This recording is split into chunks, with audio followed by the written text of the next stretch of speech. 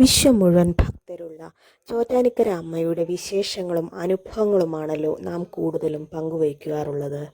ഇന്നും ചോറ്റാനിക്കര ദേവീക്ഷേത്രത്തിലെ പ്രധാനമായും പങ്കുകൊള്ളേണ്ട പൂജകളെക്കുറിച്ചാണ് പറയുന്നത്. ഇവിടുത്തെ നിർമ്മാല്യ ദർശനം മറ്റു ക്ഷേത്രങ്ങളെ അപേക്ഷിച്ച് നോക്കുമ്പോൾ ഏറെ വ്യത്യസ്തമാണ്. വീഡിയോയിലോട്ട് പോകുന്നതിന് മുൻപ് കൂടുതൽ വിവരങ്ങൾ അറിയാനായി സബ്സ്ക്രൈബ് ചെയ്ത് സപ്പോർട്ട് ചെയ്യണേ. അമ്മയുടെ അനുഗ്രഹം എല്ലാവർക്കും ഉണ്ടാകട്ടെ. വീഡിയോ ഇഷ്ടപ്പെട്ടാൽ ലൈക്ക് ചെയ്യാനും വേണ്ടപ്പെട്ടവർക്ക് ഷെയർ ചെയ്യുവാനും മറക്കല്ലേ. അപ്പോൾ നമുക്ക് കാര്യത്തിലേക്ക് പോകാം. ചോറ്റാനിക്കര നിർമ്മാല്യ ദർശനം. ശ്രീമൻ നാരായണനും ശ്രീ മഹാലക്ഷ്മിയും ഒരേ പീഠത്തിൽ കുടിയിരിക്കുന്ന ഒരേ ഒരു ക്ഷേത്രമാണ് ചോറ്റാനിക്കര ഭഗവതി ക്ഷേത്രം. ക്ഷേത്രത്തിലെ ഓരോ ചടങ്ങുകളും അതിവിശേഷവും വ്യത്യസ്തവും പ്രത്യേകതകളുള്ളതുമാണ്. അതിൽ ഏറ്റവും പ്രധാനപ്പെട്ട ഒന്നാണ് ചോറ്റാനിക്കര നിർമ്മാല്യ ദർശനം. ക്ഷേത്രങ്ങളിൽ സൂര്യോദയത്തിനു മുൻപ് നടത്തപ്പെടുന്ന ഒരു പ്രധാന ചടങ്ങാണ് നിർമ്മാല്യ ദർശനം. സ്നാനാനി കർമ്മങ്ങൾക്ക് ശേഷം മേൽശാന്തി മന്ത്രജപങ്ങളോടെ തിരുനട തുറക്കും. തലേന്ന് ചാർത്തിയ ഹാരങ്ങളും പുഷ്പങ്ങളും എടുത്തു മാറ്റുന്നതിനു മുന്നേയുള്ള പ്രഥമ ദർശനമാണ് നിർമ്മാല്യ ദർശനം. എന്നാൽ ചോറ്റാനിക്കര ദേവീക്ഷേത്രത്തിലെ നിർമ്മാല്യ ദർശനം മറ്റു ക്ഷേത്രങ്ങളിൽ നിന്നും ഏറെ വ്യത്യസ്തമാണ്. ചോറ്റാനിക്കര ദേവീക്ഷേത്രത്തിലെ നിർമ്മാല്യ ദർശനം ദേവന്മാരുടെ പൂജയ്ക്ക് ശേഷമാണ് നടക്കുന്നത് എന്നാണ് വിശ്വസിക്കപ്പെടുന്നത്. ചോറ്റാനിക്കര അമ്മയുടെ അത്താഴ ശീവേലി വളരെ നേരത്തെ കഴിയണമെന്നതാണ് നിശ്ചയം. അത്താഴ ശീവേലി കഴിഞ്ഞ് തിടമ്പ മേൽശാന്തി ശ്രീകോവിലിനകത്ത് വെച്ച് വേഗത്തിൽ ശ്രീകോവിൽ പൂട്ടി പുറത്തിറങ്ങും.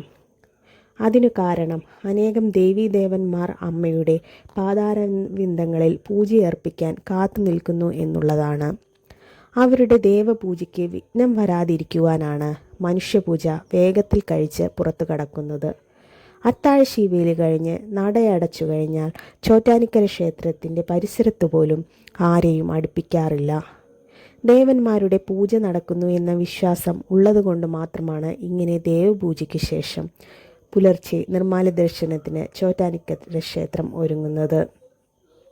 ദേവപൂജയ്ക്ക് ശേഷമുള്ള അതീവ ചൈതന്യഭാവത്തിലിരിക്കുന്ന ചോറ്റാനിക്കര അമ്മയെ ദർശിച്ചാൽ നമ്മുടെ എന്താഗ്രഹവും സാധിച്ചു കിട്ടുകയും ദുരിതങ്ങളെല്ലാം ഒഴിയുകയും ചെയ്യുമെന്നുള്ളതാണ് വിശ്വാസം. ഈ സമയമുള്ള ദർശനം അതീവ പുണ്യമാകുന്നതിനുള്ള കാരണവും ദേവപൂജ തന്നെയാണ്. മറ്റൊരു ക്ഷേത്രത്തിലും ഈ പ്രത്യേകത ഇല്ല എന്നുള്ളതാണ്. ഭജന ഇരിക്കുന്നവർ നിർമ്മാല്യം മുതലുള്ള പൂജ തൊഴണം എന്ന് പറയുന്നതിനുള്ള കാരണവും ഇതുതന്നെയാണ്. ലോകമാതാവായ ചോറ്റാനിക്കര അമ്മയുടെ തിരുനടയിൽ സാധാരണ ദിവസം രാവിലെ 4 മണിക്കും വെള്ളിയാഴ്ചകളിലും ഉത്സവ ദിവസങ്ങളിലും മണ്ഡലകാലത്തും 3:30ക്കുമാണ് നിർമ്മാല്യ ദർശനം. നിർമ്മാല്യം തൊഴാൻ ക്ഷേത്രത്തിൽ വലിയ ഭക്തജന തിരക്കാണ് അനുഭവപ്പെടാറുള്ളത്, പ്രത്യേകിച്ച് വെള്ളി ചൊവ്വ ദിവസങ്ങളിൽ. നവരാത്രി, ദീപാവലി, തൃക്കാർത്തിക തുടങ്ങി ദേവീപൂജയ്ക്ക് പ്രത്യേകതയുള്ള ദിവസങ്ങളിലും വലിയ ഭക്തജന തിരക്കാണ് ചോറ്റാനിക്കര ക്ഷേത്രത്തിൽ അനുഭവപ്പെടാറുള്ളത്. ശ്രീകോവിലിൽ കിഴക്കോട്ട് ദർശനമായി സ്വയംഭൂവായ ദേവിയുടെ വിഗ്രഹം 1.5 കോലോളം ഉയരമുള്ള ഒരു രുദ്രാക്ഷശിലയാണ്.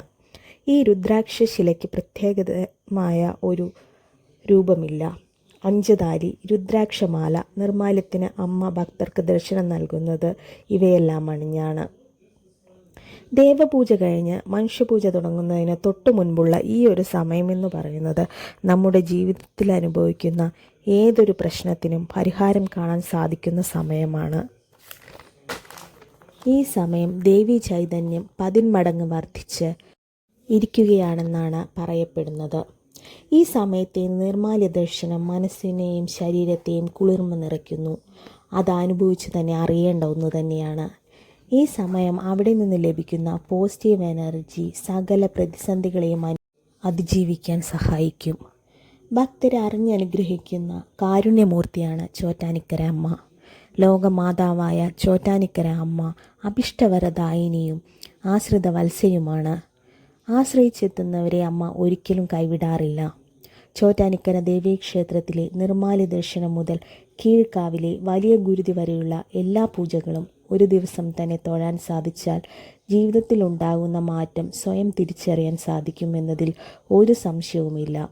രാജരാജേശ്വരിയായ ചോറ്റാനിക്കര അമ്മയുടെ നിർമ്മാല്യ ദർശനം ഇതുവരെ തൊഴാൻ സാധിച്ചിട്ടില്ലാത്തവർ ദയവായി തൊഴാൻ ശ്രമിച്ചു നോക്കൂ.